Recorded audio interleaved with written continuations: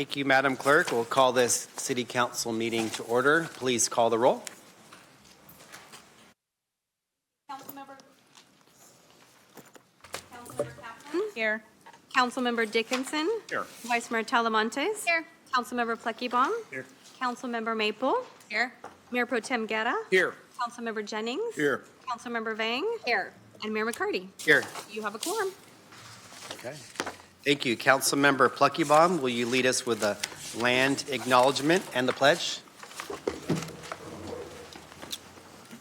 If you can, please rise.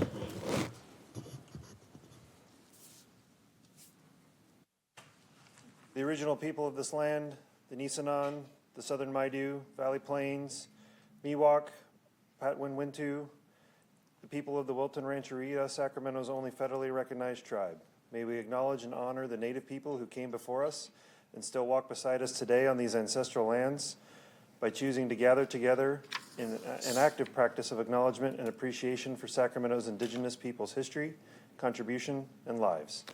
Thank you. Salute. I pledge allegiance to the flag of the United States of America and to the republic for which it stands, one nation, under God, indivisible, with liberty and justice for all.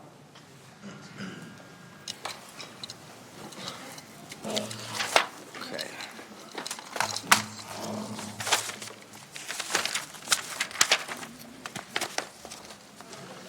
Madam City Attorney, do you have a report out from closed session? Yes, the mayor and council met in closed session to discuss one item of pending litigation, but there's nothing to report at this time. Thank you. Also, the second item on the labor negotiations was taken off calendar.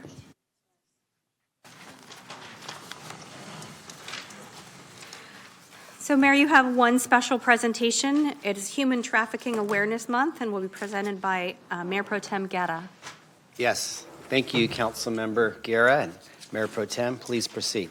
Thank you, Mayor. Every January, we recognize not only the survivors, but also the hardworking individuals who are fighting every day for survivors in human trafficking. And this work is one that I'm very proud of, the work that's been occurring in Sacramento, and one that's been recognized not only here by our state, but also nationally. And today, many of us wore blue, in recognition that of human trafficking, and the fact that it's still going on in broad daylight in front of us, many times in our commercial corridors, and it's in fact referred to as our own modern day slavery, the act of purchasing people, unfortunately, and the fact that many of them are minors and who are locked into life for they find no way to get out, except for the fact that we have amazing individuals here today. And today we're here, and I'd like to bring up to recognize to receive the resolution on Human Trafficking Awareness Month, our very own Rochelle Fenton from Community Against Sexual Harm. Let's give them a big round of applause. Also, Beth Hassett from Weave. Yan Marshall from My Sister's House. Give them a big round of applause. Kristen Fiorelli, the Director of Development, and our new CEO, and then Director of Development, Daniel Iritani from Family Justice Center. Let's give them a big round of applause. Our new CEO for the St. John's Program for Real Change, Scott Richards, and as well, City of Refuge, Rochelle Ditmore, and please come up to the podium as I'm bringing you up here. And come on up, everybody. Don't be shy. Yeah. And also, from the city of Sacramento, our very own Deputy Chief Adam Green on behalf of Chief of Police Kathy Lester. Today we had not only planned this recognition, but also the fact that in Sacramento, our very own lead, our police chief, was involved in a statewide human trafficking task force with our AG, our district attorney. And one of the important things to highlight, I passed around everyone not only a contact of all of the organizations, so your district office has that information, but also how you can support. either through volunteer or contributions, and how everyone contributes. And the fact is, we in Sacramento have led the way on issues like addressing the illegal massage parlors, to the point where the county has followed suit on that. We've led the way on partnering and figuring out how we provide legal resources so people can make sure that they can escape their abusers, and also not and find a path for their family, and also how to end the cycle, by making sure we go after the root problem and not those who are victimized and survive these terrible incidents of human trafficking. So let me first pass this over to my council member, and then I'll ask Rochelle from Community Against Sexual Harm, that was started by not only a community volunteer, but also from the city of Sacramento. Then at that time, Sergeant Cindy Stinson, who from our own city. And I know the mayor, when he was a council member, worked a lot with that sergeant assigned to Stockton Boulevard. But let me pass this over to our council member, Katie Maple. Thank you, Mayor Pro Tem, and I appreciate you bringing me in on this, and know this is an issue that's near and dear, not just to my heart, but also to District 5. So we're here to recognize the outstanding work that you all do every single day, including Weave, My Sister's House, St. John's Program for Real Change, and then 2 District 5 organizations, City of Refuge and Community Against Sexual Harm. Thank you for the work that you do every day in our communities to help support victims. We know that human trafficking is a pervasive issue that deeply impacts our most vulnerable communities here in Sacramento. Organizations like yours play a critical role in providing survivors with resources, care, and pathways to safety and healing. Through prevention programs, peer mentorship, survivor-centered services, these organizations work to empower individuals to break free from cycles of exploitation. Your work not only uplifts survivors, but also strengthens our entire community by fostering safety and awareness. Partnerships with local law enforcement, which we'll hear about in just a minute, service providers, and community leaders highlight the power of collaboration in addressing human trafficking effectively. Your leadership serves as an example of how focused, compassionate efforts can lead to real change.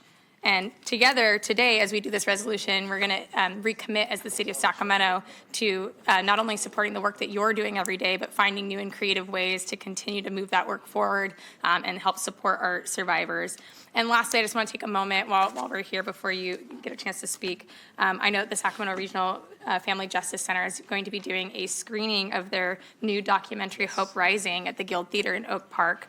That's on the 30th at 6 p.m. That's this Thursday. So I hope folks can join us there. If you haven't already purchased a ticket, come by and watch that screening. And I'm sure we'll learn a little bit about it now. So thank you. Welcome.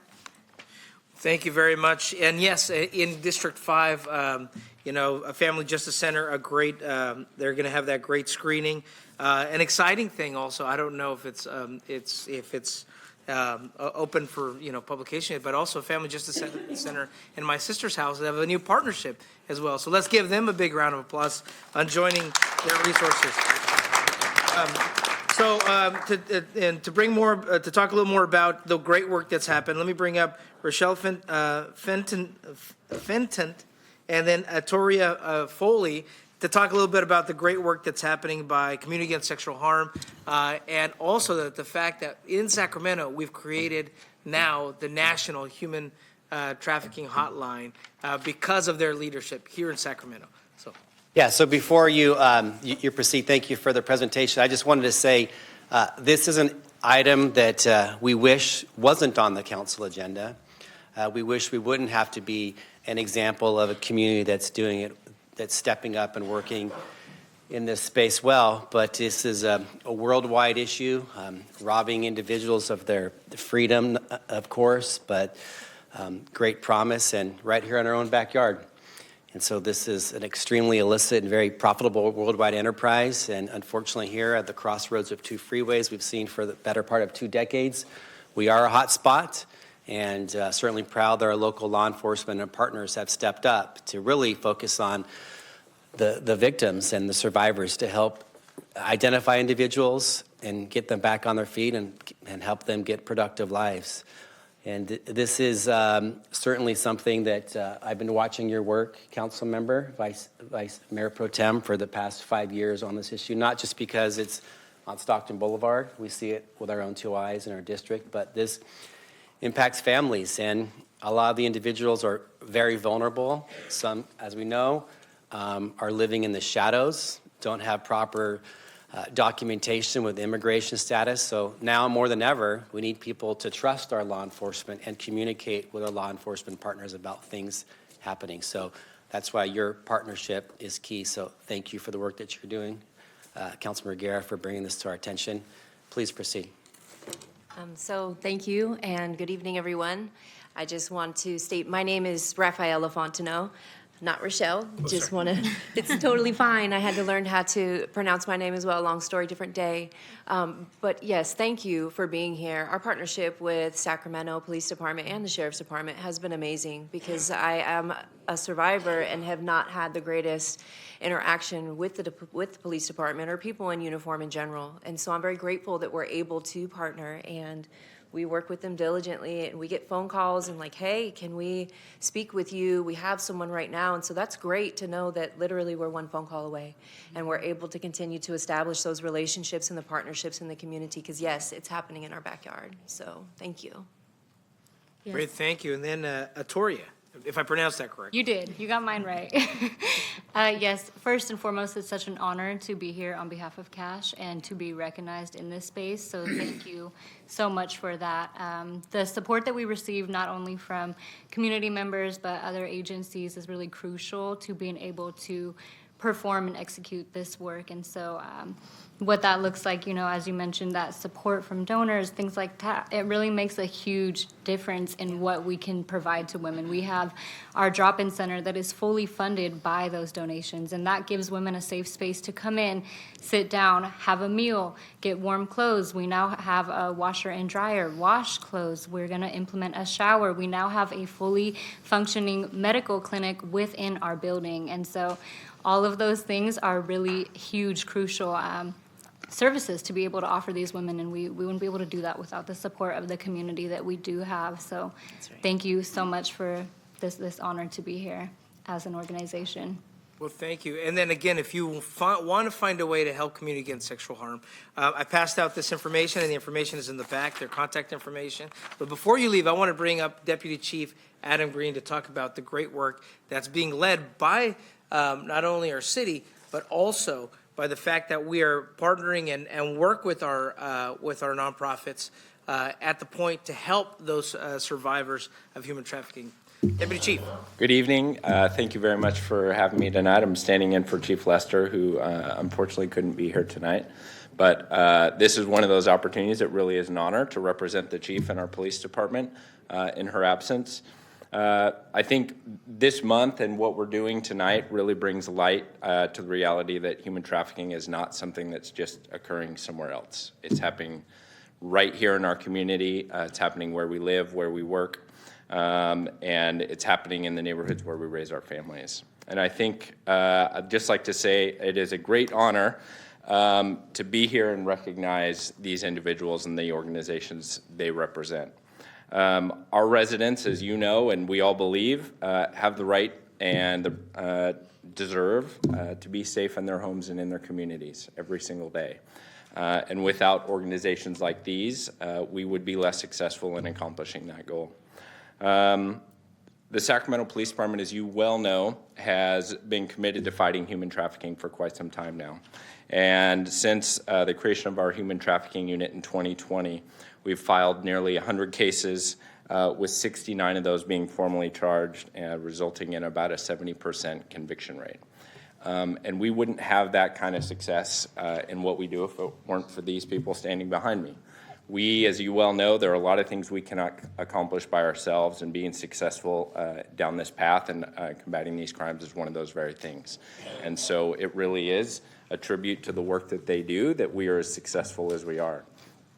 It's also unique that this morning we also, in conjunction with the District Attorney's Office, participated in a press conference discussing the development of a human trafficking task force for our region that's being led by the DA of our county. And this is something that together with our partners, we believe wholly will bring new life and a greater sense of collaboration and probably some greater success in prosecuting these crimes. And so tonight, myself, we, the Sacramento Police Department, are proud to stand with each of you and our community partners here behind me to reflect the resilience of the survivors and reaffirm our commitment to bringing them justice and combating these crimes. So thank you very much.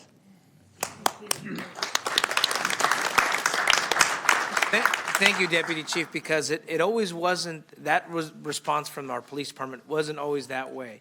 And it was the great work of our officers in the department, like Sergeant Stinson at the time, who said, we need to be working with our partners.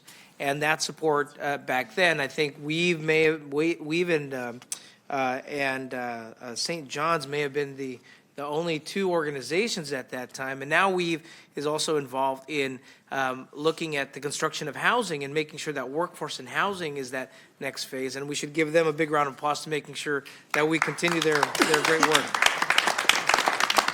We supported City of Refuge just last year on the construction of their facility. My sister's house is providing 24/7 multi-language hotline, and many of us have done that run and probably need to do more of that run. And St. John's for Center Program for Real Change, we were the first Home Key project to go out and create St. John's Square with manufactured housing out there. And now with both the Regional Family Justice Center and Community Against Sexual Harm, again, that national hotline that is making sure that we find a way to go after this problem at the root of the issue. So with that, thank you all very much. Let's give them a big round of applause. And Mayor, if you'll join me.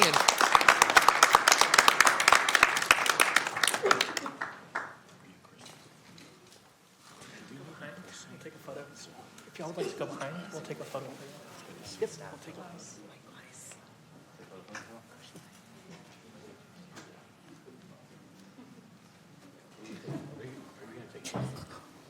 And just a reminder, contributions, everyone, are always welcome to nonprofits, and all the information was left on your council desk.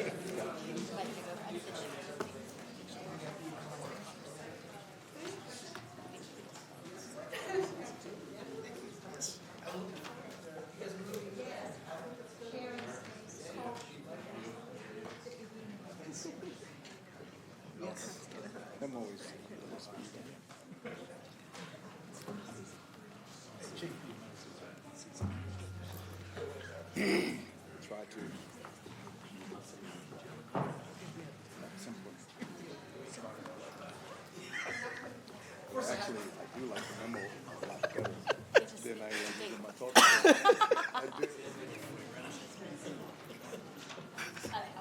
As I said, force a habit. I know, it's weird. I know. So before, Again, everyone has also, every organization also has a media kit that you could use as well. And I want to thank Councilmember Kaplan as well. She put together a great stakeholder group with these organizations. And thank you for reminding folks on how they can help. so good evening and welcome to the Sacramento City Council meeting. Members of the public who wish to address the council should complete a speaker slip, which can be found at the back of the room. Speaker slips need to be turned into the clerk prior to the beginning of each item. We will no longer accept speaker slips after the item begins, and you will have 2 minutes to address the council. The timer will be shown on the screens behind me. So that everyone has the opportunity to address the council, members of the public are asked to observe the rules of decorum. The council rules of procedure outline decorum expected in chambers and can be found on our website. A copy is in the back of the room and is summarized on the back of the speaker slip. For instance, use of swear words, yelling from the audience, physically threatening conduct, and displays of disrespect are discouraged. The presiding officer will request that a person cease disruptive conduct, and if not immediately stopped, the presiding officer will direct the person to leave the council meeting. This meeting is being video streamed and can be viewed live or later on the city's website. If you need a parking validation, that can be picked up from the clerk at the front of the room also. So thank you, Mayor. Back onto the consent calendar. Okay.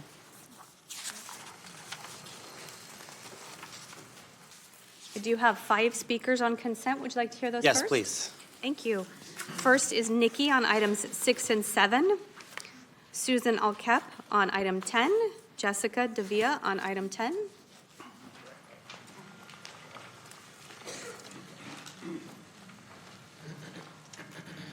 Good evening, y'all. My name's Nikki. I'm with the Sacramento Regional Coalition to End Homelessness.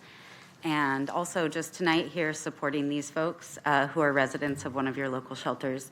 That's why I showed up tonight, was to be a supportive person. I did just want to also say cheers on item 6. I think this is what Housing First looks like. There are thousands of people on the street waiting. They're on the wait list for actual housing, and that's what they want, and that's what they need. The shelter system, the coercive service delivery model is totally broken, and this direct-to-housing pipeline is absolutely what's necessary. So I commend this item. The next item, item 7, the shelter crisis. Just want to give some history. I know right now we declare the shelter crisis because the state has attached millions of dollars to it, but over 10 years ago, I and others were advocating for a shelter crisis declaration because of the strong powers it gives y'all to create new shelter. And so I just want to remind folks that this is not just a money ticket item. This is something that the community actually really fought for and wanted. Of course, it never got passed until there was millions of dollars attached to it.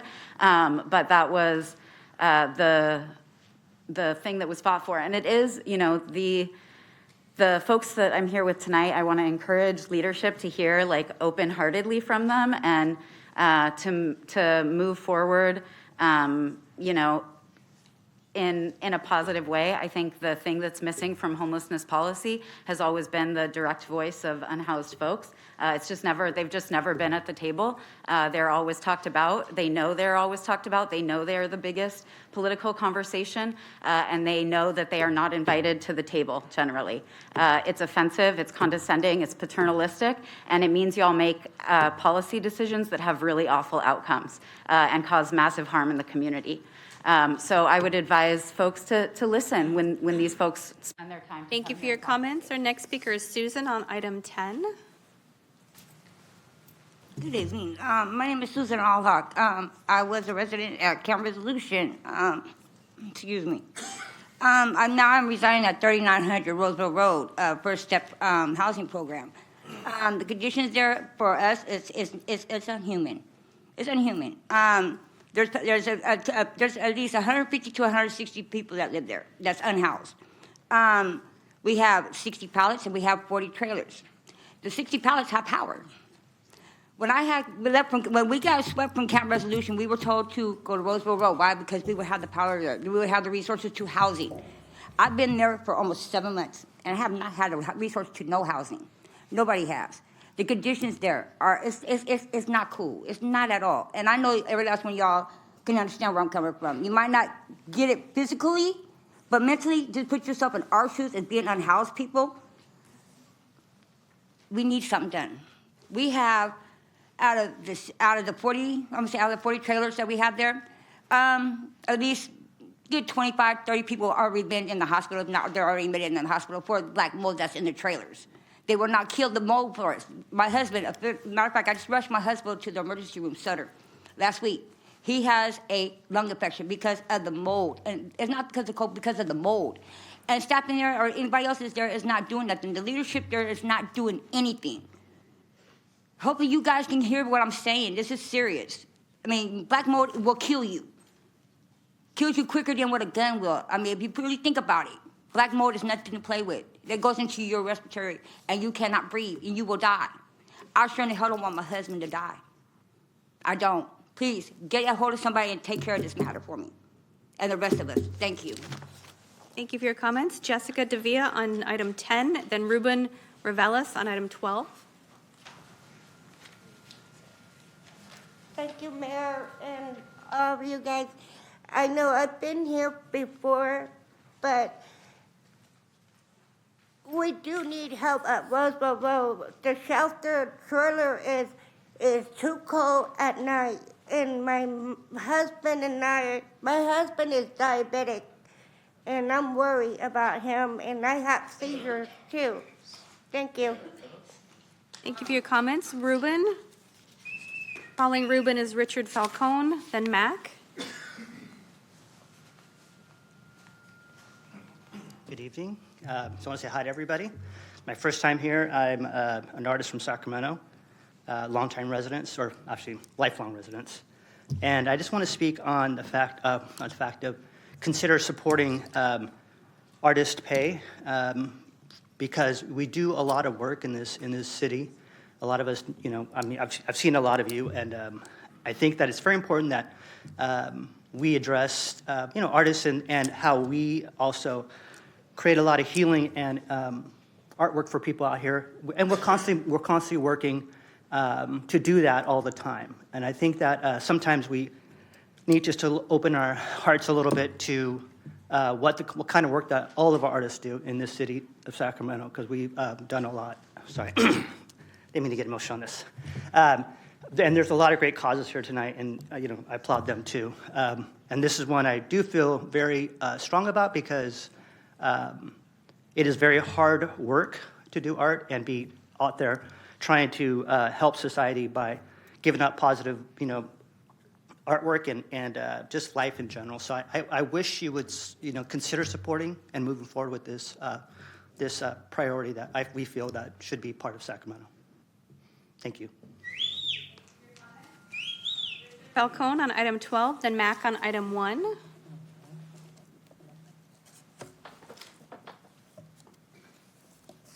Good evening, Mayor. Good evening, Council. Richard Falcon. I am the Executive Director of Teatro Nahual, a Latino-based theater company here in town, also an arts activist. And I want to urge you to please support on the consent calendar item number 12 for the Creative Growth Support Fund in there. I can tell you that as in my capacity helping to administer the Capital Region Creative Corps, and I'm sure some of you were aware of that initiative that just finished up here with the City of Sacramento. It demonstrated the power of artists to be able to make a difference in community with a lot of the issues that you are addressing weekly, monthly here at Council. The Creative Support Growth Fund will allow for an individual artist fellowship to support against some of those artists so that they can continue to do their artwork.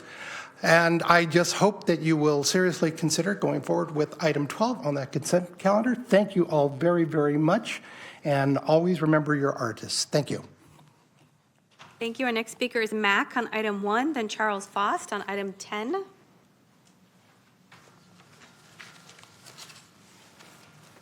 Good afternoon, panel. What I'm saying here is on the freedom of speech. And what I've seen happen here, 3, 4, 6, 5, 10, and 13. You can form a committee just as you form here human trafficking. Police department gonna do their own. Anytime you own the phone, you better be aware of who you're talking to. 90% of the human trafficking cases here, the person was accused used a public defender. Understand that. We know that. That's why I tried to get a lowly to talk to me, and I talked with his attorney. You can be accused, and you ain't got the right person representing you, you are guilty. When the public defender works for the state, understand that. All these things here, if you would put a committee on them, these people wouldn't come up here and ask some questions. You would tell them, these things here should be you, your constituents, having the meetings and telling them what is going on. That's your consent calendar. But no, you prefer to lie to them and come here and say, well, consent calendar, and we don't, and vote yes or vote no. You don't know the parliamentary procedures. I'm going to show you something tonight. Charles Faust is our final speaker on the consent calendar on item 10. Good evening. Just want to say that it's logically inconsistent to vote that the homelessness is a crisis while also voting yes on Band-Aid programs. And not using the 102 acres was purchased for homeless services and shelter for anything other than homeless services and shelter. It makes no sense. You can't vote yes for all three of those at the same time without being inconsistent and absurd. Thank you. Mayor, I have no more speakers on the consent calendar. Thank you. Do we have council members that on the consent calendar and/or speak to them? Please queue up. First, Councilmember Kaplan.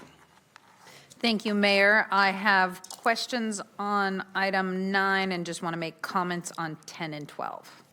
Okay. Councilmember Dickinson. I'd just like my comment on item 9.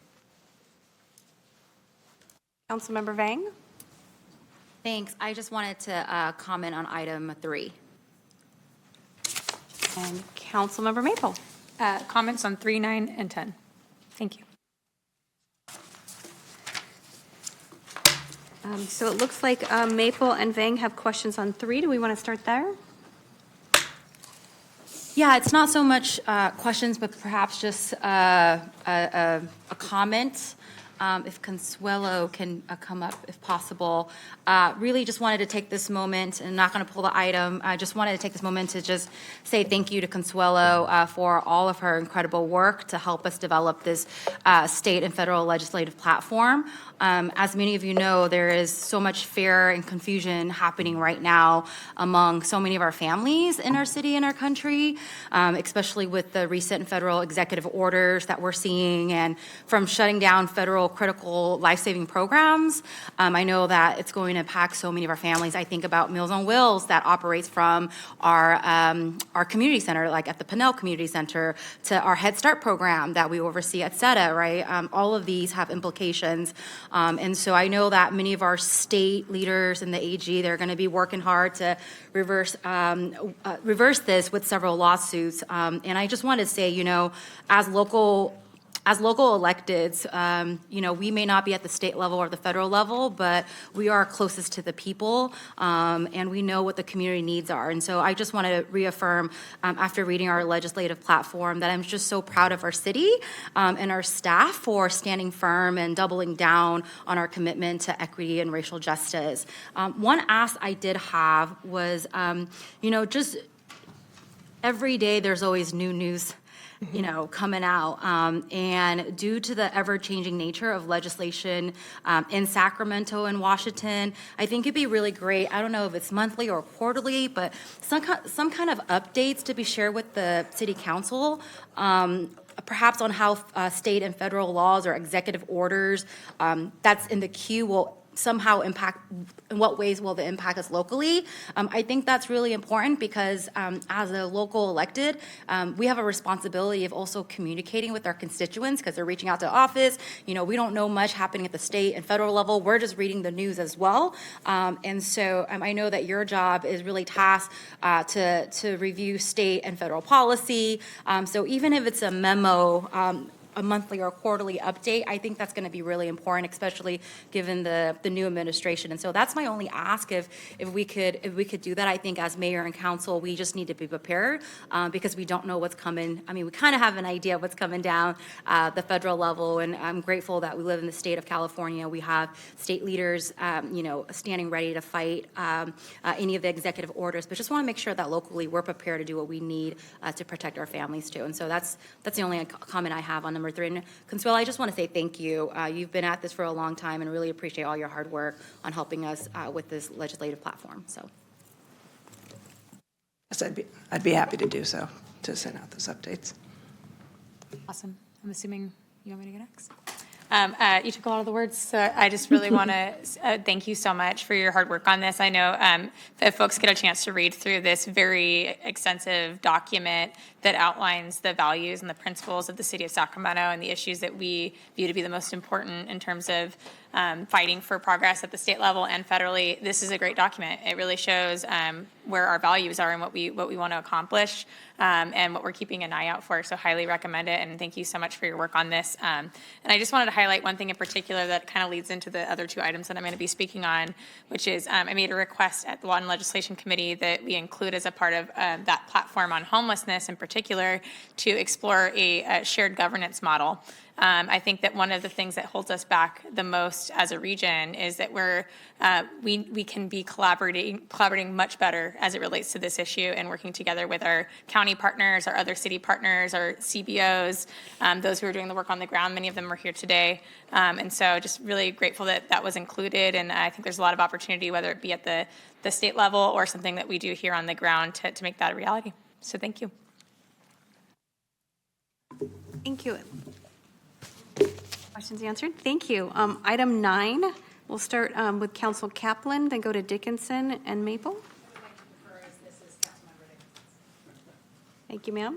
Well, thank you. I just wanted to take a moment to thank the staff and all of you as my colleagues for the work you've done up to this point to get this item before us tonight. It was a very pleasant, to say the least, acceptance of the grant funds from the state.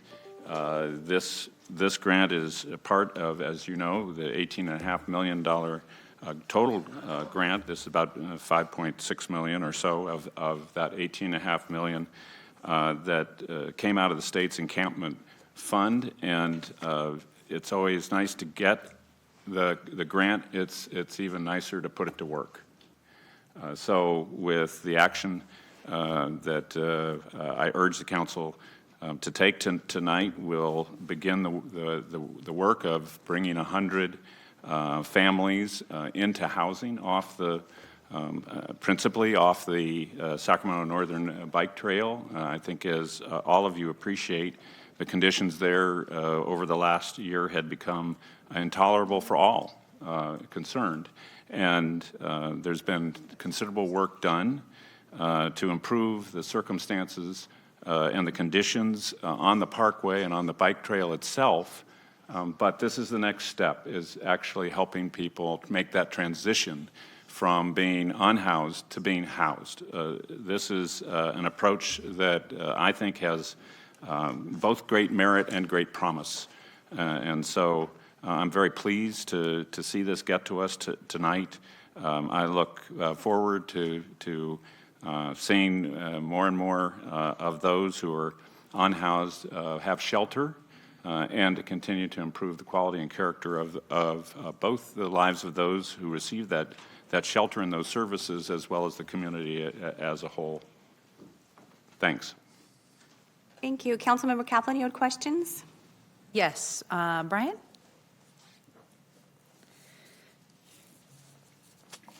So just a little clarity, because I read this proposal and didn't quite refresh my memory of what we did, and then I went back to the write-up, I think it was October last year, which gave a little bit more, but then it mentioned another one and went to that one.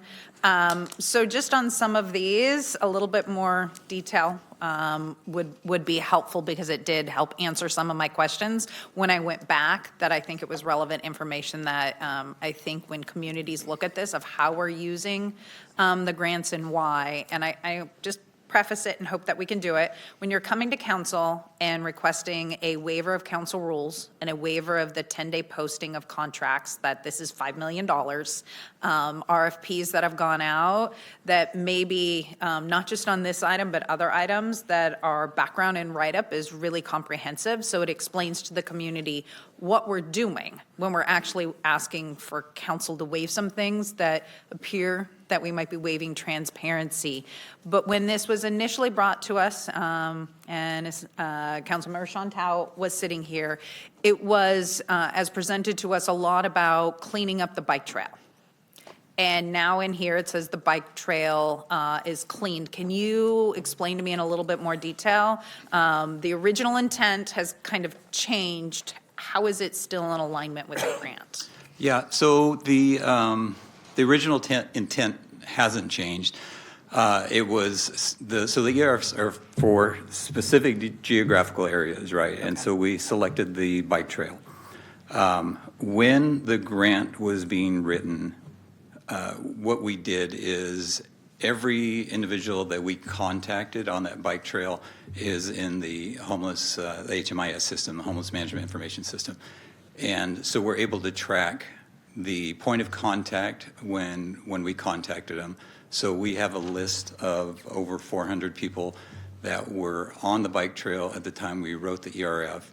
And so we're able to now go back and find those individuals, and those will be the individuals that will be housed off of this ERF.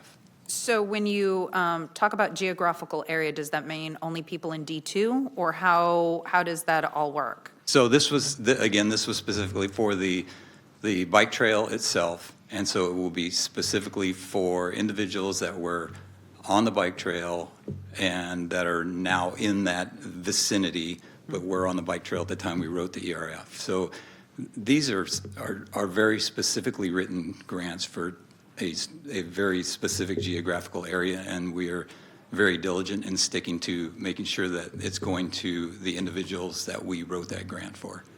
So, and then just following up, because this was written in the October 29th, 2024 report, that it says the Street to Housing Program is consistent with Sacramento Regionally Coordinated Homeless Action Plan, which is adopted in March of 2024.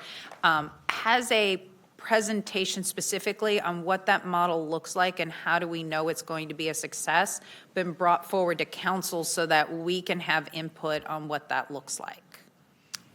The model of the street to housing itself, it wasn't brought forward to council. There were individual briefings, but it wasn't brought to specifically to council to step out the entire process.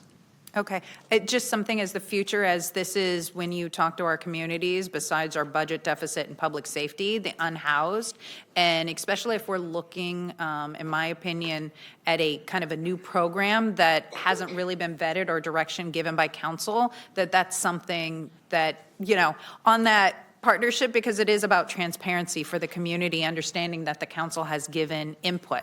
I'm a big believer in the street to housing program. I just don't know specifically what it looks like or who created the policies or is it going to be successful. I am supportive of this, but really looking forward to data and feedback on how do we know this program is working and holding those that we've submitted the RFPs and contracts to accountable to positive outcomes, because that's what D2 and Del Paso deserve. I just want that level of accountability because it does make me uncomfortable when things like this come forward. Council hasn't given full policy direction and we're waiving our notices on a $5 million contract or grant, excuse me. Absolutely. And we'll be glad to let you know every step of the way on this. Thank you. Absolutely. Mayor, did you have comments on item number 9? I did. I just wanted to note this is good news for Sacramento. This is $18 million, as Councilmember Dickinson noted, that was awarded on top of our 20-ish we get every year from the HAP program. And, you know, we know there are way too many homeless people who are on their streets without anywhere to go. And this will get, with this and the expansion of the Roseville Road site, which I thought was going to come tonight too. Is that a separate? Separate. Yes. Separate night. So really, these are in conjunction. So the big news is we were awarded $18 million, almost doubling our money for the year for this.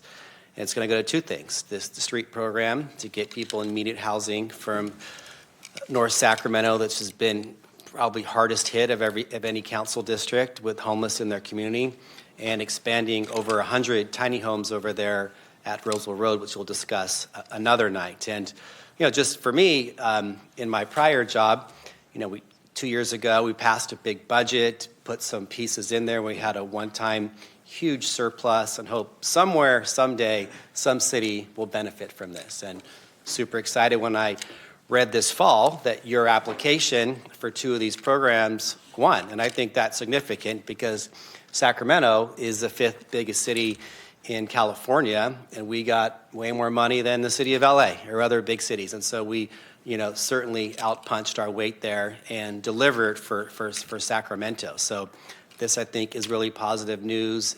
Again, helping an area that's had a huge impact. I've seen it firsthand in some of our tour around the city the first few months up there on the Northern Bike Trail. I've ridden my bike on there myself. But I'm really interested, too, next week talking about those tiny homes and what we could even do more at some locations. So I really think we look at the economics of that, what we can do even more. So full support of this, and this is a piece of the puzzle. We have certainly a lot more to do, as our public comment noted earlier, but this is a step. Thank you.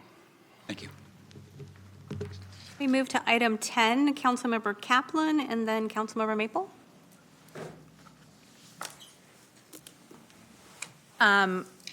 There was a question brought up of why should we declare another shelter crisis resolution, and I think it's always good that we explain why we're doing this. One, by declaring and keeping the crisis consistent, that we don't have to bring it every year. It allows the city to apply for zoning changes to allow for building of tiny homes faster. As well as it streamlines the city's process to quickly shelter homelessness in designated public facilities, as well as suspend certain housing, health, and safety standards, which may prevent or hinder or delay getting those into shelter. So I think it's important that when we say we're declaring a crisis, we also say what are the benefits of doing that, and these are just a couple of them. All right, thank you. I just want to take a moment. It is no doubt, I think, any citizen of Sacramento, anyone on this dais, anyone in our staff can take a look around and know that we're still in a crisis. As long as we still have people who are on our streets who are suffering and struggling to find a place that they can afford to live, stay in a place to live, and have the things that they need, we're in a crisis. And so I'm just really grateful that we're going to continue this and make it easier for ourselves to get things open and to move quickly. But I also want to acknowledge it's a very thankless job. I know Brian Pedro was up here earlier, his team, the impact team with PD and others. There are people out there every single day in the city, in our partnership with the city and the county. They're the heart teams who are literally on the ground working with people, talking with them, getting them connected to services. There are thousands and thousands of people who are helped every single year in our city and beyond, and that's due to their hard work, and hardly ever do they get any acknowledgement. It's usually the other way around. It's usually us calling them and saying, okay, I know you were just there, but also can you help over here? And the answer is always yes. Yes, we can. And so I just want to take this moment to thank you, Brian, thank your team, thank our impact team with PD and everyone in the city of Sacramento who works day in and day out to make this happen. Do we need to do a lot more? Yeah, we do. But we're doing as much as we can, as fast as we can with the resources that we have, and we've greatly expanded what is available over the last several years by a wide margin, and the last item was just an example of that, so just thank you. Thank you. And Councilmember Kaplan, you had comments on item 12? I just want to say yay, hurrah for artists and what our creative economy is doing with this Artists Support Fund project. Move faster. I know, like, Jason and your team, you briefed me, and this has so many great possibilities. I do know, as written, we have to have the money spent by, I think it's September 2026, and we want to do this for a year. But I can't wait till you get to the point of when we get to advertise and artists can apply. I know all of us here on the dais want to reach out to our community because this really is a catalyst.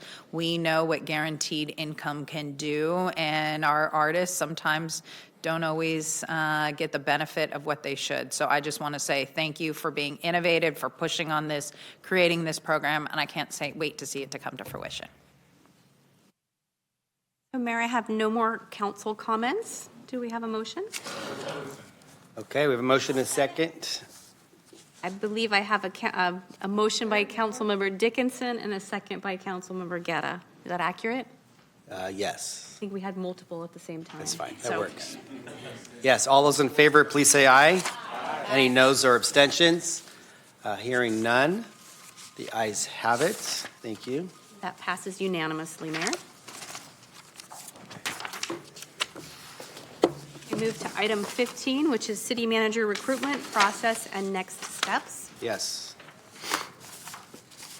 I will start with this item. I will note that this is the 6th council meeting that I presided over as mayor, and we've talked about the city manager position, contract, every council meeting, 6 of 6.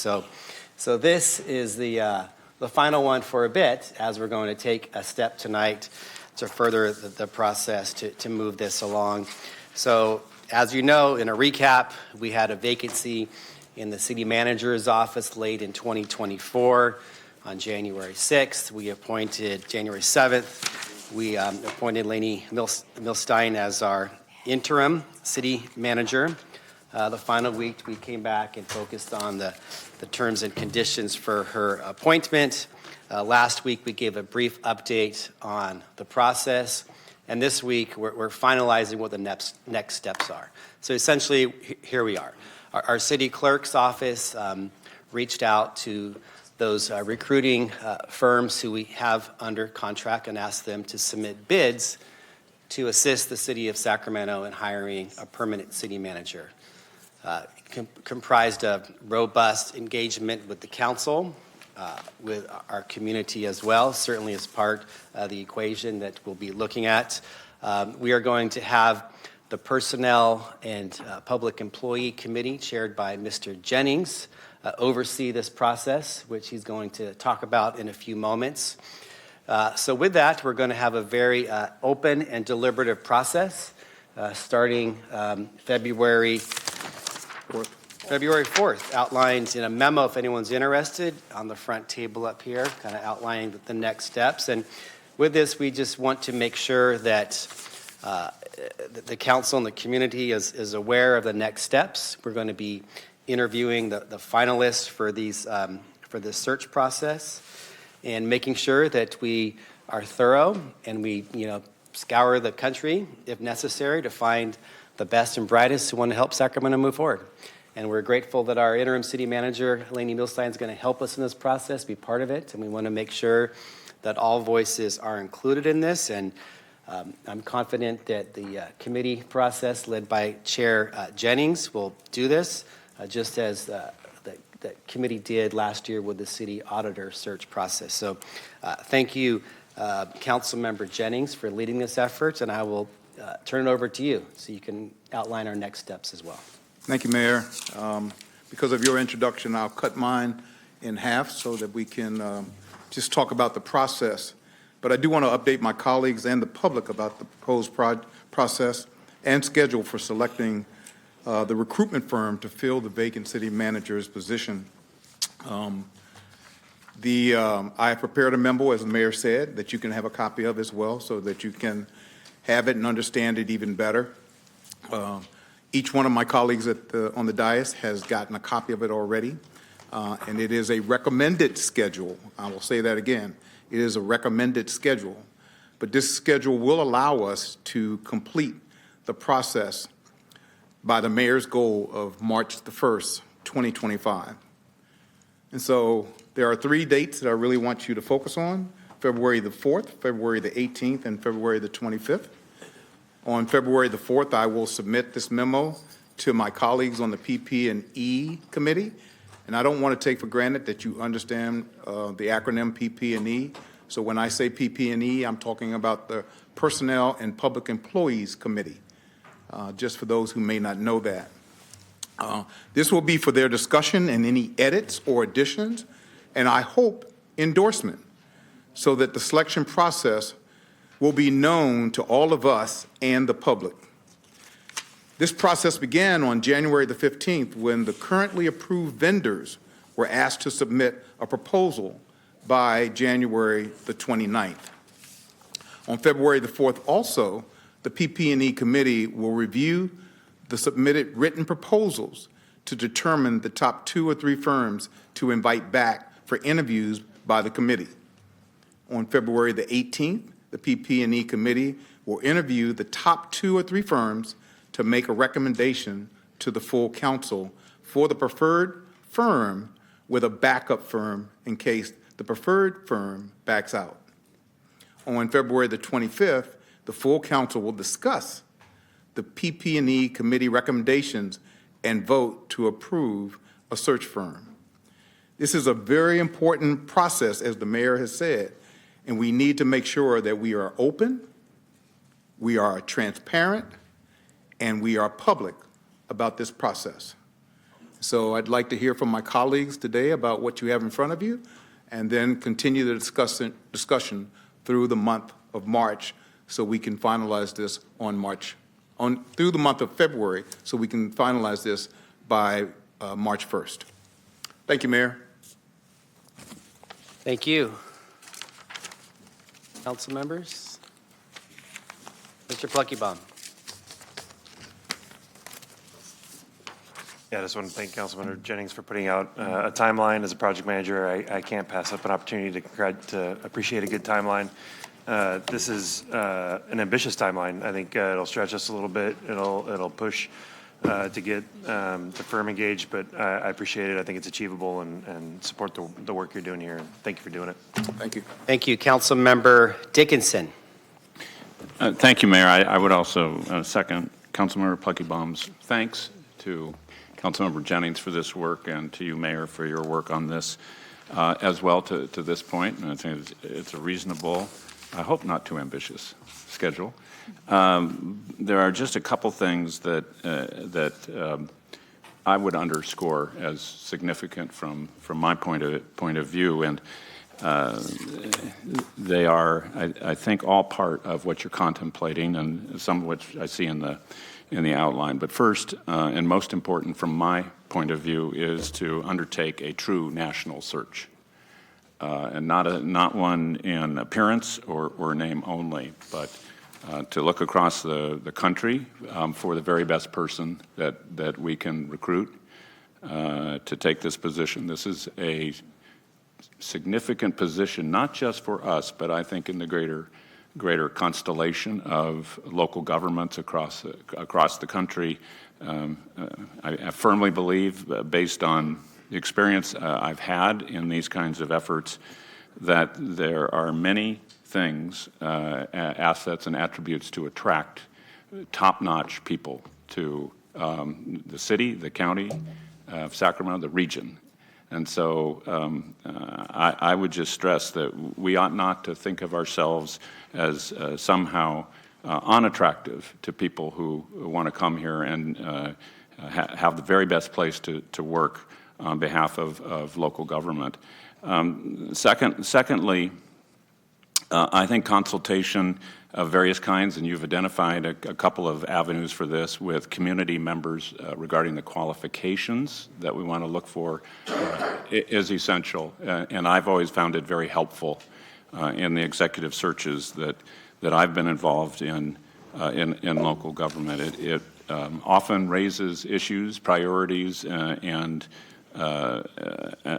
other elements that we don't always necessarily think of or value as much as maybe some community members might. So I've, as I said, always found it to be very helpful. And thirdly, again, something you have included, but sitting down with members of the council individually by the firm that's selected, I think is of critical importance, so that the firm can coalesce those sentiments into the kind of solicitation for the type of person that we really want to have take this job next.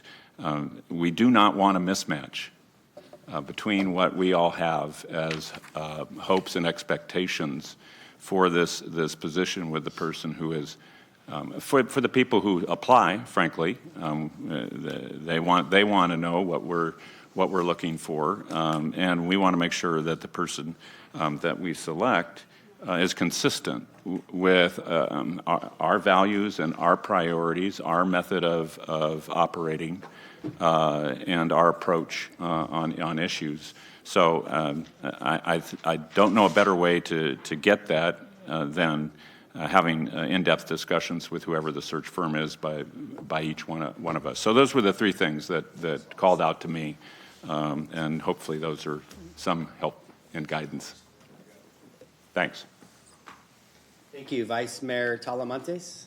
Thank you, Mayor. So prior to being a council member, I was a chief of staff, and prior to being a chief of staff, I worked for a recruitment firm doing exactly what these firms do. So I did this for 5 years. And so I just want to say I'm just really looking forward to this recruitment process with my council colleagues, with our stakeholders, with our community, and the outreach that we're going to do. I'm just really excited for us. This is a next step for Sacramento, and I'm really just looking forward to it and making sure that everyone's a part of the process. Thank you. Thank you. Councilmember Maple. Thank you, Mayor. And I'm going to keep my comments brief because Councilmember Dickinson said it so much better than I would have. So you identified exactly the issues that I think are the most important. So I have all the confidence in the world of my colleagues on the PMPE committee. I think this is a great timeline. I thank you for communicating it effectively for us and the public. I think that's a great way for us to get off on a good foot, to show that this is we are going to bring the community along with us. This is not something that's happening to you, it's happening with you, and want to hear from you in that process. So it sounds like there's a lot of opportunities for your voices to be heard in that process. And yeah, I just want to reiterate, love the idea of doing a true nationwide search, seeing what talent is out there, especially people who have experience in cities our size or close, and also cities with similar challenges and opportunities to us. And also agree with the idea that we should all be individually talked with so that can be incorporated. Thank you. Thank you. Councilmember Kaplan. I will say ditto to everything already said. The one thing slightly different, while I fully agree that there should be individual conversations that the consulting firm has, I also want to ask our council, do we want to at least have a discussion or workshop item that discusses in public what our priorities are? Because when a city manager is potentially looking to apply and come to Sacramento, they may want to know publicly what's the collective value of the council. What are our values? What are we looking for? And I think with the recruitment process, if we have a discussion publicly, it will give them, of somebody who's looking to apply, a flavor of how we look at everything with the challenges we have ahead. So, I would hope that my colleagues and the mayor will potentially take this into consideration of something that we discuss, because I think it can be extremely valuable that we discuss what our priorities are as a council, because that may be somebody sees that and goes, not my priorities, or somebody says this isn't exact in alignment of what I'm looking for, and it may help in that process. Thank you.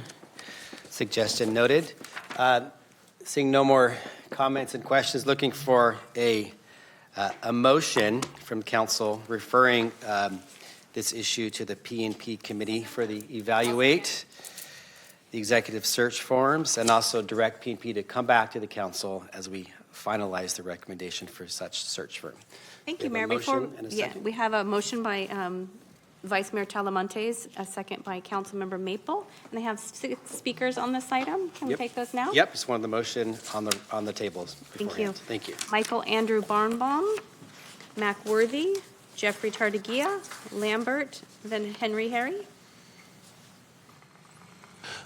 Thank you, Mayor and Council, and for bringing the item before you on the agenda.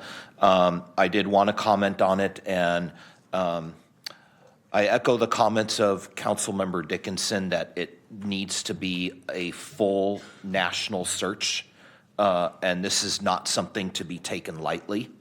It was also a very big matter when Sacramento football coach Andy Thompson resigned and became the assistant under Troy Taylor down on the farm.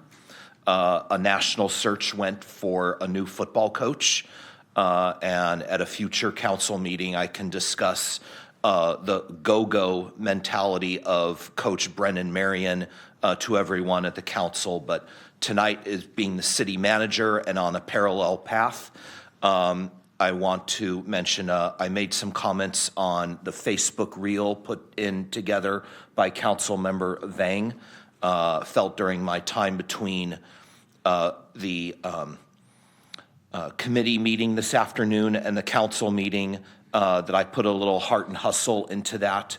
And one thing I mentioned, and I think to chair of the P&PE committee, Coach Jennings, one of the things we need to put in the playbook is what sensitive comments came from the council and the public at the December meeting, and that was the sticking point of the salary.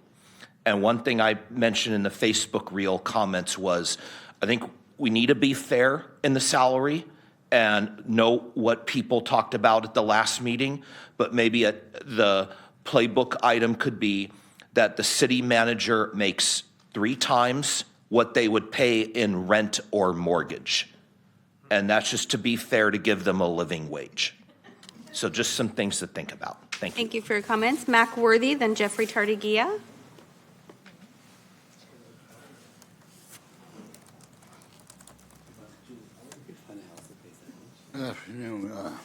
People, you know, what I say here, I can utter it across the street. I want that understood. I'm afraid of my speech. Did anybody break the Brown Act? That's a manager. Did anybody break the Brown Act? Is the Brown Act over the city managers? If they did, get all the suckers out of here. Now, because all of them are liars. The Brown Act is a felony, and we want to know, do the charter Brown Act cover your city managers? Also, when you're looking for a manager, we want a manager that has worked for the private sector. That's how Trump beats and come back in. It's beautiful. It gives you more. It's not about civil rights. It's about investments. Wake up, people. Now, with the vendors, that's a trick. You know exactly who those people are because you know who are the people that train folks in this city. You know that. I've been here for a while. We know that. Now, will we have the opportunity as public to meet those vendors? Now, we need to meet those vendors. Now, you pick the worst person on your panel, another liar. He can't do it. He have never hired a person in his damn life. That's who you need in here to choose a person to come in here and change the city. He lies with them, he lies out. Go back to the Oakland Raiders and you see where he's lying. He is on the bench. He got a ring. On the team, get a ring. Why? You bring those people in here that you can control and lie. Change the thing, and I'm going to ask you to try to get an attorney to put an injunction on it.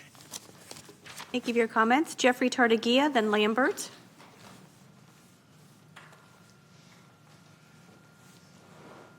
Jeffrey Tardigia, an advocate. I will say it's about time you tell the public what you're doing. I'm sorry, but it seems like, for the last month that you've got these meetings, but it doesn't seem like, Kevin, you've gotten great disclosure. So I appreciate seeing now for what's going to happen. But I also think that you've got 10 plus years of and your comments by the entire panel here was that there's good people inside. And now you're going to the outside. Is this excluding those people inside your community that have been working diligently for 10 or 20 years? I don't have an answer to that question, but I wonder what you're including in there. The other thing I will also offer is it seems like that, and I use the example of Inglewood, is that this city is becoming much more a sports-minded city. And with all of those impacts in there, the question is that consideration of experience, now having both King, baseball, football, and soccer coming within the city limits, what is that impact having? Because Sports impact have a seemingly an influence on what you guys are going to look at and decide and do. Don't know, but measure the impact, look at what you're doing, and again, I appreciate it being exposed to the public when you're doing what you're doing. Thank you, my public comment. Thank you for your comments. Lambert is our next speaker. Following Lambert is Henry Harry, then Betty Williams. I have 3 more speakers.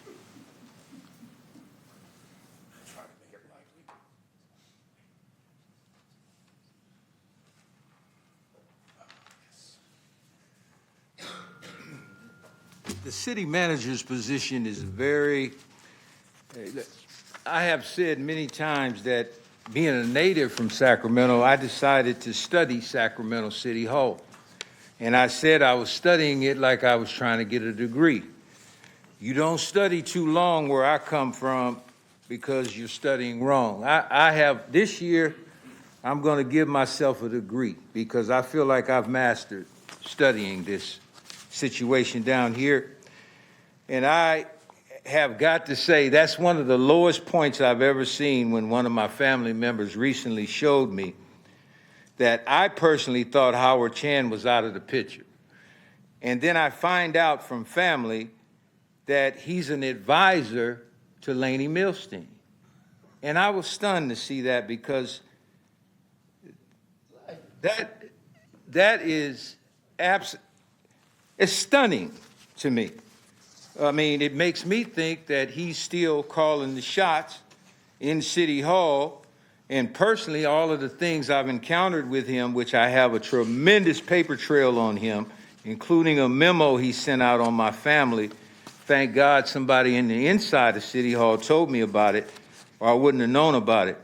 I think Laney Milstein has an opportunity to right some wrongs with my family. Recently, and I just notified City Councilman Dickerson about it, there's been a major development for our business. I mean, it's incredible.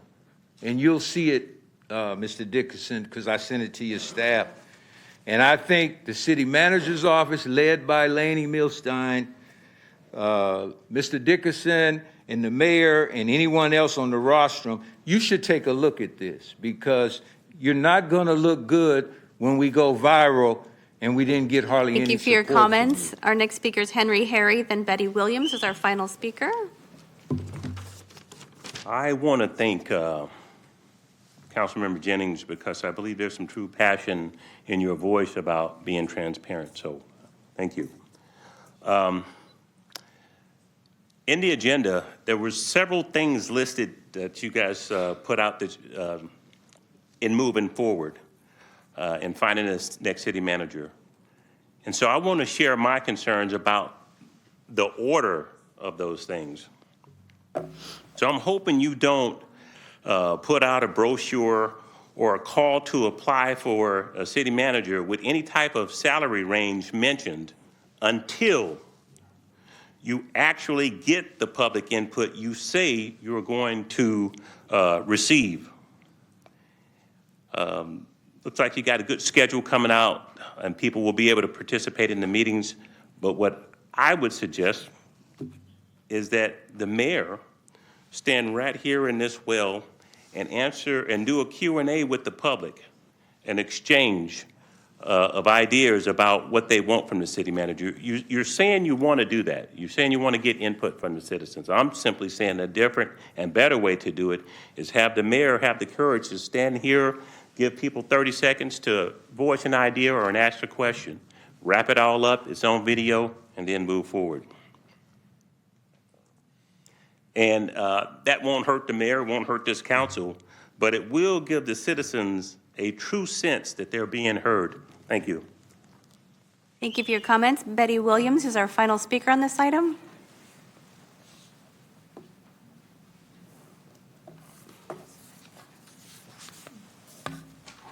Good evening. Thank you. My name is Betty Williams. I'm the president of the National African American Civil Rights Organization. And congratulations, Mayor McCarty, for your seat as mayor and all the new incoming city council individuals. And Laney Milstein, I need to ask a question. I know you probably can't answer it, but are you creating history by being the first woman, whether interim or not, in the city manager seat? I think that should be at least acknowledged that you are the first woman sitting in the city manager seat. And so with that being said, I'm here to encourage you to involve the community with the process of finding your next city manager. I liked what I heard as far as having the community involvement, but please include the city, the community, for this really important seat. We are not a strong mayor city, and we've tested that a few times. So because we know that the city manager holds such strong power over the city, we really need to hear the voices of the community. Whether you go in each district and have a town hall of what you are expecting from a city manager, so we can hear that, and so that you can hear from us what we're expecting in a city manager. So I just encourage you to make sure that you include the community when making this really powerful choice. Thank you. Thank you for your comments. Mayor, I have no more speakers on this agenda item. Okay, thank you for the public comment. And we're not supposed to answer questions from public comment, not agendized, but it is a big deal. And the media did report it, but I will reiterate that Lainey Milstein is the first ever woman to be either the interim or the full-time city manager. Yes, so with that, ideas, questions, announcements, AB 1234 reports from council members. Start with. So Mayor, I have a yes, motion that's by Talamantes and a second by Maple. Would you like me to read that action? Yes, please. Thank you. It says passing, we provided direction to staff on the process and next steps of the city manager recruitment, and the motion was to pass a motion referring to the Personnel and Public Employees P&PE Committee, the evaluation of executive recruitment search firms from the list of firms approved by the City Council on October 22nd, 2024, and directing the P&PE Committee to return to the City Council with a recommendation on the executive recruitment search form for use in the city manager recruitment no later than March 1st, 2025. Okay. We had the earlier motion and a second. All those in favor, please say aye. Aye. Any noes or abstentions? Hearing none, measure passes 9-0. Thank you. Okay, thank you. Now we move to Now, council comments, council ideas, and questions. Councilmember Maple. Thank you, Mayor. As already mentioned, but I'll mention it one more time, this Thursday, come join us at the Guild Theater for the screening of Hope Rising. So the Sacramento Family Regional Justice Center is doing a filming of their documentary that they just put together. I'm really excited. I believe my colleague, Councilman Guerra, will be there as well. Please join us if you can. On Saturday, February 8th, we are doing our first community cleanup of the year, and so we do several of these throughout the district. This time we will be at Meadowgate and Munson Drives. We're partnering with Clean California to pick up litter. If you want to join us, please do. That's going to be at 10 a.m. to noon at Meadowgate and Munson. You can RSVP today by going to sacd5.com/cleanup. And lastly, Wednesday, February 26th, we will be hosting our own, it's not our documentary, but a screening that we're hosting on the lesser-known civil rights leader, Verna Canson, who made her home in the Hollywood Park area. And I look forward to learning a lot more about her. This is a partnership with the student at Sac State who made the documentary, the Center for Sacramento History. And then after the film screening, we will have a panel discussion with historians, the filmmaker, and members of her family. You can join us at 6 p.m. on February 26th at Sacramento City College. Thank you. Thank you, Councilmember Jennings. Thank you, Mayor. I just want to announce that we are days away from the month, Black History Month, which takes place in the month of February. And it has been this council's practice in the past to put a resolution together to present to community leaders throughout the city of Sacramento. And I just want to make sure that we can continue that practice and present that resolution sometime in the month of February, but also get all of our council members' input as to what should be a part of that resolution from their viewpoint. And it's not something we've done in the past, but something I'd like to entertain going forward.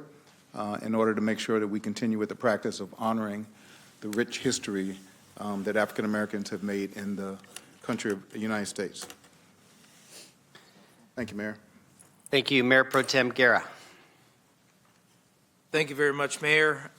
First, I wanted to thank those members who showed up to the ARI Lunar New Year celebration, and I know there'll be many more Lunar New Year celebrations this week as well. Tomorrow at 9:30 a.m. at the Sacramento Chinese of Indochina Friendship Association, there'll be a celebration for Lunar New Year. So I want to wish, everyone in the community, not just in District 6 Little Saigon, but throughout the entire city of Sacramento, Gung E Fat Choi, Sun In Phai Lok, and Chuk Mung Namoy, and Happy Lunar New Year. Thank you, Mr. Mayor. Thank you. Councilmember Kaplan. Want to echo what Councilmember Mayor Pro Tem Guerra said. Happy Lunar New Year to all whom celebrate, which a fair amount in my community do as well. But put it out there, if you are looking for additional cleanup, I am also, but want to be on the north part of the city. I am partnering with the River City Waterway Alliance on February 8th from 9:30 to 12:30, as well as with Dr. Roland Brandy and Crystal Tobias, who are friends of Steelhead Creek, as well as the Sacramento Area Creeks Council and Reclamation District 1000. We will be cleaning up the west bank of Steelhead Creek. Feel free to contact my office if you'd like to volunteer. Thank you. Vice Mayor Talamantes. Thank you, Mayor. Please join us at Strach Community Garden this Saturday at noon. My staff has worked hard with the Parks Department and Capital Optimus and doing lots for people to be able to rent and grow fresh produce. So just want to give a big shout out to my district director, Eduardo Moreno, who has been working really hard on this, and I was super stoked about Saturday. Thank you. Lastly, Councilmember Vang. Thanks, Mayor. This past weekend, we had a really amazing parks event led by our Parks Commissioner, Janine Gaines, who's actually the chair of our Parks Commission. We were out in South Sacramento mulching our trees, and really just want to give a shout out to the 30-plus volunteers that came out this past weekend, and also want to give a shout out to Janine for her incredible work, and also our city staff. Also want to let folks know to save the date. We have information going out, but our annual District 8 community conversation is happening on March 15th from 10 to 1 at Union House Elementary. Please stop by if you live in the South area, but this is our annual event. You'll learn about the progress on housing initiatives, projects that we have in our district, so please stop by. And then lastly, just a reminder to folks that as of last month, the MLK Library is currently closed for renovations, but we do have mobile library stops happening Tuesdays, Thursdays, 10 to 2 on Tuesdays, 1 to 3:30 on Thursdays at the Pinnell Community Center. And so letting folks know that there are going to be services, mobile services going back and forth while the MLK Library is closed for renovation. And those are all my announcements. Thank you. Seeing no more announcements, with that, we are adjourned. We have, we do have, first, Sorry, twice. Ms. in a Milstein, do we rush. have a city manager's report? No. No, thank you. Wishful thinking. I Sorry. do have 13 speakers for matters not on the agenda, so I'll call off a few names. Michael Bevins, Susan Alcap, Frank Morgan Sr., Mac Worthy,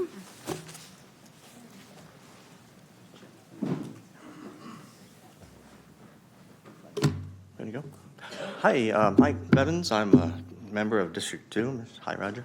I'm also a recent graduate of your City Management Academy, so thanks for that opportunity. And prior to that, I was a member of the SAC-RT Transit Academy. So I'm also looking forward to, fingers crossed, to being a member of your planning committee that's coming up. I'm also a member of an organization you might have heard of, Strong Towns. Locally, it's known as Strong Sac Town. And I'm just a member, not speaking on their behalf, but part of the ideas that they teach or suggest is we humbly observe in our community some struggles and then suggest solutions for them. I want to talk to you today about a struggle that everybody here I'm sure has the same issue in every district. It's the dance, as I call it. Imagine if you're coming to a doorway, you're walking, someone's coming in the same way, you're like, do you go? Do I go? I don't know. But translate that, the dance on the streets, you have a narrow road, cars parked on both sides and through traffic both ways, and you both can't fit. So you try to get a hold of the person in front of you. Hey, I'm going to go. No, you go. And you maybe go a little section where there's a no park car and they can pass. And then, it's a struggle. It's in every district, every narrow street. How do we fix that? My suggestion is very simply make them residential streets one way. Solves the problem. You have through traffic in the middle, and you still have your parked cars that are needed. And also through education, we're talking about safety. Education is paint some stripes on the street. Every single street should have paint where the cars go, where the cars park, and where the future bicycles and other mobilities travel to. That's education. And thank you so much. Thank you for your comments. Susan Alcap. I don't see Susan. Frank Morgan Jr. Following Frank is Mac Worthy.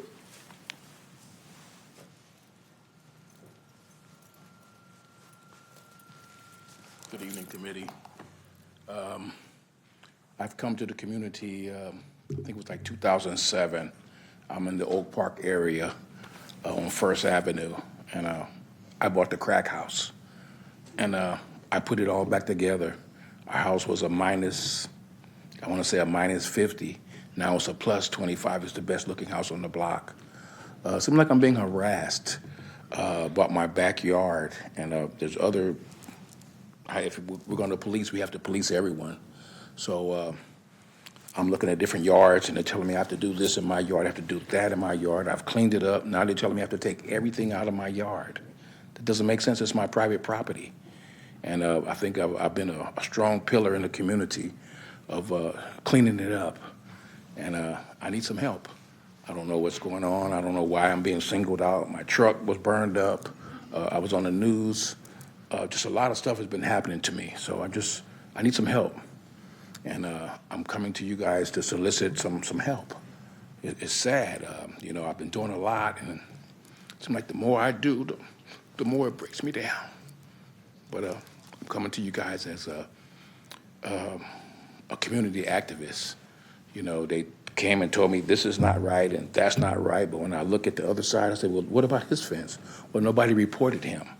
Well, if you're going to police the neighborhood, police everybody. It's not fair. And I'm just reaching out. I hope somebody can hear my plea, or I can speak with the mayor or speak with somebody. I don't know which district I'm in. I'm sorry, this is my first time coming. But I need some help. And I'm soliciting your help, if you can, because they're fining me, they're doing this, they're doing that. I'm like, what else do I have to do? Now I have to move everything out of my yard? That doesn't make sense. Yeah, it's my yard. Nobody can see, and it's an alleyway where it's Thank you for your comments. Your time is complete, but I believe we have some comments for you. Mayor, if it's okay. Hi, I'm your city council member. My name's Katie Maple, and my chief of staff will be entering the room in just a couple of minutes, and we'll connect with you, okay? Okay, thank you very much. Mac Worthy, then Michael Welton. First of all, on my friend's car getting burned, Mitty, don't let them get you in a squeeze here of disgrace. Now, why would you be the person to sign off on that, towing that truck, and we can get a police department and nobody public? So we are keeping our eyes open. Now, when we looked at Trump, the grant executive order, then we had an attorney to jump in and say, well, we're going to move that. This is what I'm telling you. Everybody who stood up here tonight got some parts of grant. And they know Trump coming. He's going to come. Now, who asked Betty Williams to come and lie here to you all? That's a disgrace. It's a disgrace, That's what I say about the person you choose to look over this thing. All this is people networked in nonprofit organizations. You cannot run a city on nonprofit organization, cannot run a state on nonprofit organization until you wake up. What you should be fighting on, my good friend Trump, if it's illegal to vote and you don't have a resident, it's illegal to use money that's not a resident, but you don't know how to fight. He beat you on corporation law. That's where he beat you on. And you're going to go down the tube. As soon as we get the Baker left, as soon as they appoint one, me and him gonna get together, and we will invite people. Because you see, you're not educating your constituents, your constituents. Roger is the only one that doing anything about politics. While this come back, he sustained his vote, and that's the proper procedure. When you don't know what the hell is going on decision, you sustain your vote and get more information. And learn that. It's so, man, learn that. I want to see him move things here, especially in Depots Heights. So keep your eyes open. We'll talk. Thank you for your comments. Michael Welton. Following Michael is Jeffrey Tartagia, then Lambert.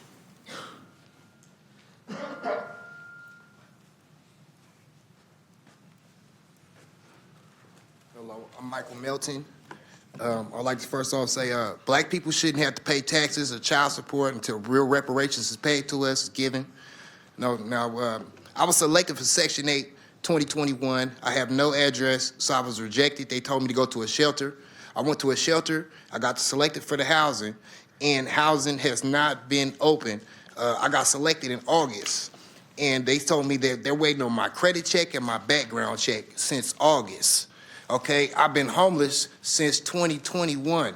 Now they tell me to go to a shelter. Now, housing is only open Monday through Thursday, and the office inside has been closed for the last 8 months. January 2024, housing received millions of dollars to rebuild and get the homeless out of the streets. I'm one of them. I was selected for low-income housing in August, and SHRA has taken about 6 months now to assign me a place.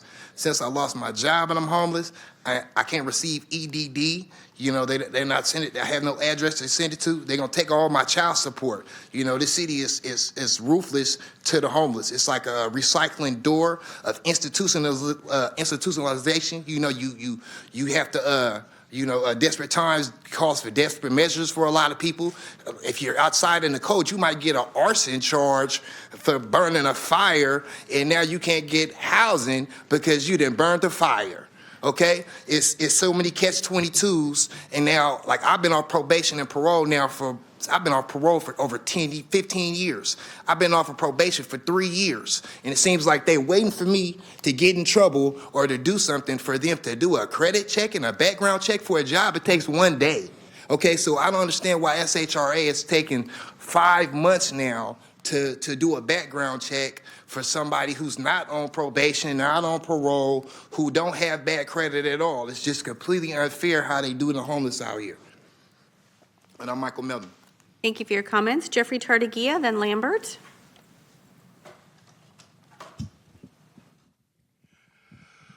Well, board, city council, probably this will be the last time that I'll make the comment about, please, public comments not on the agenda being the last item.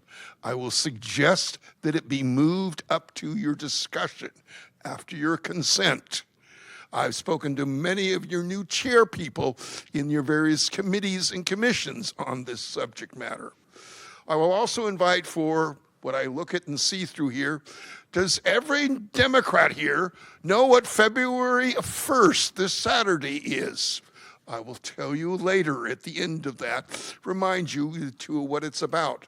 But for point in time count, I have repeatedly asked that for the city to tell us what code enforcement, what the city police department is doing in dealing with the encampments, dealing with the homeless, so that they will know, I'm talking about Sacramento Steps Forward, COC will understand and know what is happening to the individuals, so that there is a means of when they are getting rousted and changed and put someplace else, that there's a means to know where they are going. Because otherwise we lose contact with them, and I'm afraid last year that's what happened. Come this January, would like to be sure that we have an accurate contact. Now, what February 1st has to do is when you have named candidates that are about to become your new Democratic leadership. That's what's coming up this Saturday. And with that note on there, I will invite you and say that Probably I've got other things going on in February, so we will probably not be visible here. We'll just be trying to listen. And Thank you for your Mindy, comments. hey, Your time is complete. oh, well. Our next speaker is Lambert, then Henry Harry, then Rev.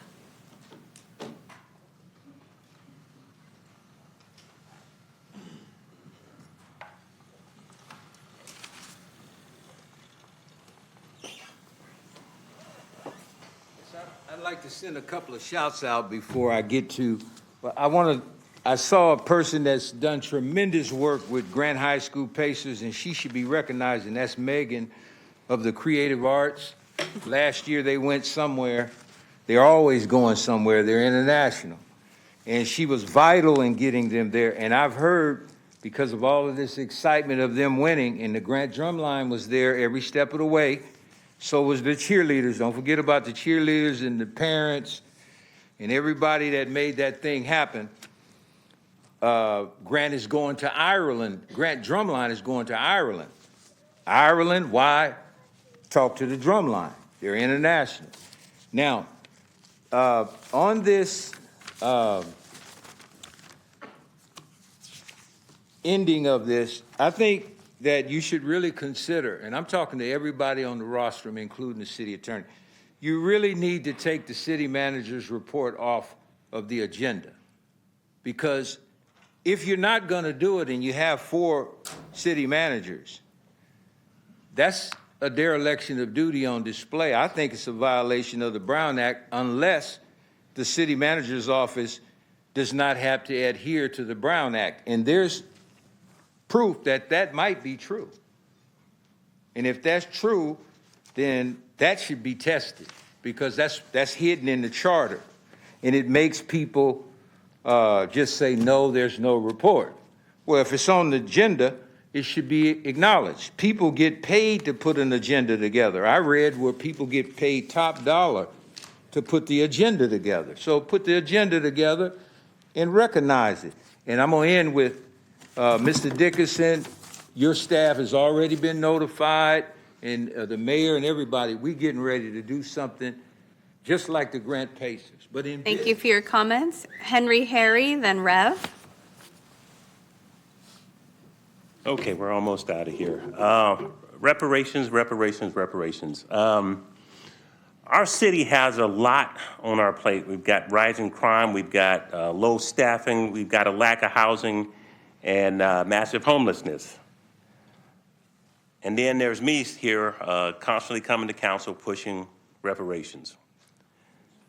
And although we're short on money, we can still do some meaningful things to make an impact on reparation in Sacramento.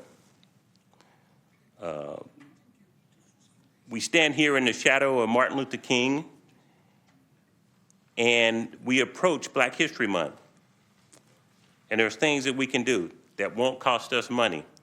We can build a website in the city as a single well of information so people can know what's going on.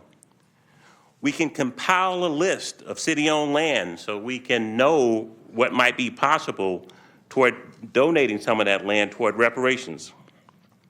We can appoint a community envoy to coordinate all of this. I believe politics is the art of the possible, and it ought to be possible to do these things, and I'm sure I'll be back to repeat this again. Thank you for your comments. Next speaker is Rev, then Eric Page, then Marbella Sala.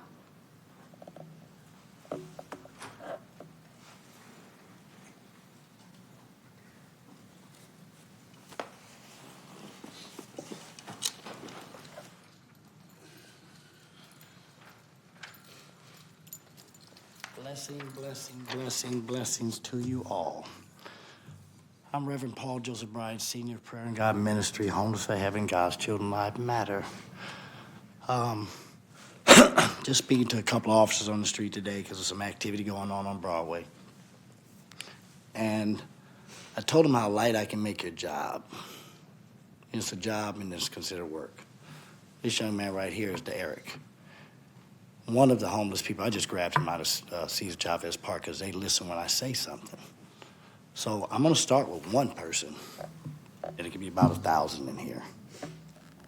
because it's unfair treatment.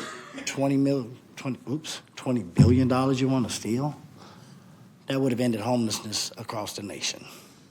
And I gave y'all my math the other day to where it could be 3 years and $1.4 billion that they waste. But the strength that they have in numbers, I just want one truck and some tools. I'm gonna put it out there, I have homeless for heaven at PayPal. One box truck and some tools. And I'll make sure I get them the cleaning, painting, keeping the areas clean, the whole thing. One truck. So I brought him in here just so he can get used to this. So when I'm out here, they'll just pile up out front. When I drive around, y'all don't know me out there. When I hit that corner, a big old 30-foot long limousine, they know that's me, and I honk a couple times, and the hands go up. Hey, Rev. So I got it from the homeless. I got it to the top, too. I don't just deal with my homeless people.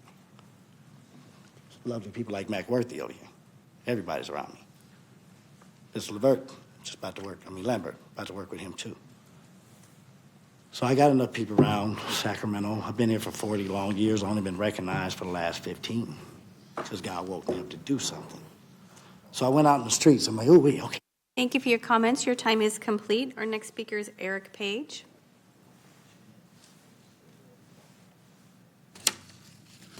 Speak up. I was a pass right now. Is this okay? I'm gonna speak with him and inform him. Years ago, they had an Occupy movement. So, Rev, your speaker time is complete. Mr. Page, would you like to speak? It's okay. No, thank you. Our next speaker is Marbella Sala. Following Marbella is Tyler Diddy.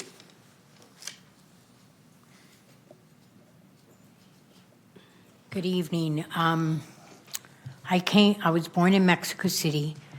I came to this country with my family on a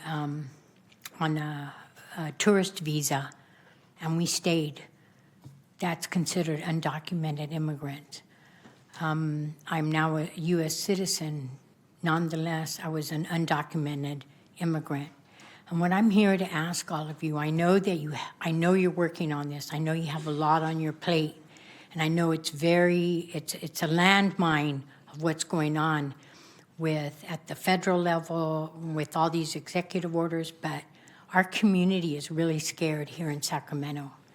And they need to hear from all of you sooner than later. There are other cities that are already making statements, and from the mayor saying that you're abiding, and the staff need to hear that you're abiding by SB 54. I guarantee you staff don't know what that is, and that private entities don't know what that is. And that basically says that you're not obligated to allow any INS to come in. You voluntarily allow them to come into your establishment. They don't know that. The community needs to know that they're going to be safe. I appreciate that Chief Lester made a statement that the police are not going to work with INS and report them or any of that, and that's great. But I don't know that that went out there disseminated in a wide manner. They need to hear from all you that are safe, and this is a sanctuary city, and what that means. It's so important because our community is afraid, and we're seeing it. They're not shopping. They're not going to work. And I just urge you to, the most possible way that you can do it in a fast way is make that. Thank you for your comments. Our next speaker is Tyler Diddy, and then Jensen Ben Ezra. I have two more speakers. How's it going? My name's Tyler. I'm here on behalf of my clothing brand, F Squared Clothing. I was here probably last year, and it was a different mayor. And the mayor asked me a question. I was here based around fentanyl awareness and Narcan and where we can put it in our community. One place to answer the question was I feel like it could be at bus stops, high schools, middle schools, and bathrooms. It could be anywhere. It could be anywhere, just open. I feel like being known what an overdose looks like, the signs of it, and how to administer it can also be, definitely pushed. Another thing I wanted to speak on was the homelessness in our community. Today I spoke to some sheriffs in the HOT. I think it's the HOT team. I don't know exactly. I was in North Sacramento, and I asked them a couple of times. I said, so what can I do if I had people that wanted help right now? housing, mental health help. And every time he kind of stuttered a little bit. And he said, well, call 211. I said, well, can I have your card? So if I have your card, maybe, and I have somebody who wants some help, maybe I can call you. And he stuttered a little bit. I ended up getting the gentleman's card, but just having it more open to where we know what these resources are out here. About a year ago, I was in a shelter. A year ago, I was fighting addiction, and I've overcome a lot of these things at this point. But I feel like I said, awareness is my main thing, and for those people who need help, if they would like to take the help, they should know where to go get the help. Yeah, that's pretty much it for me. Thank you. Thank you for your comments. And our final speaker is Jensen Ben Ezra.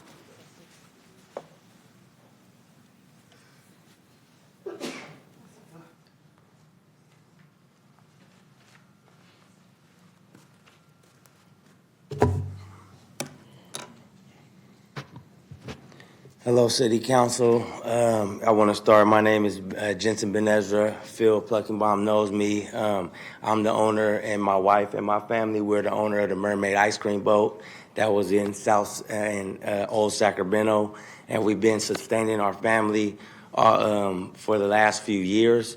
The last city manager was breaking the law, and they were against the constitutional rights. They took your city has possession of my home right now where the backhoes are at.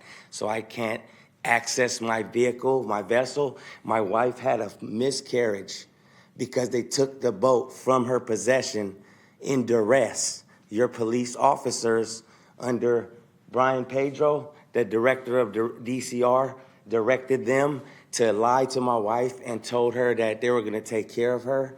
Right now, she had a miscarriage. It's been a prolonged abnormal miscarriage due to the negligence of the city. They had medical equipment on my boat, on my home. I have 4 children. They were at school when they took my home. I didn't need any hotel, any assistance. Right now, their city is paying for me a hotel, Motel 6, 1 room. So we're 6 people living in 1 room with my dogs. Complimentary of City of Sacramento. So I need Mr. Pluckenbaum, I need Mr. McCartney. I've been trying to reach your office to put it on agenda because Old Sacramento, the ordinances were changed against the Brown Act. I was not able to go to any of the city meetings in November 2021 to 2022, and they changed all the dock ordinances that made it illegal for people to park their boat overnight when we were paying $500 a week. And that was the rules for over 20 years. But I need to put this on agenda, please, for the boating community. Thank you for your comments. A lot of people. Thank you for your comments. Your time is complete. Thank you. So, Mayor, you have no more business to come before the council? Okay. Thank you. Now we're at the time where council members wishing to adjourn. Seeing none tonight, therefore we will adjourn. Thank you. Nobody can say anything. You all go into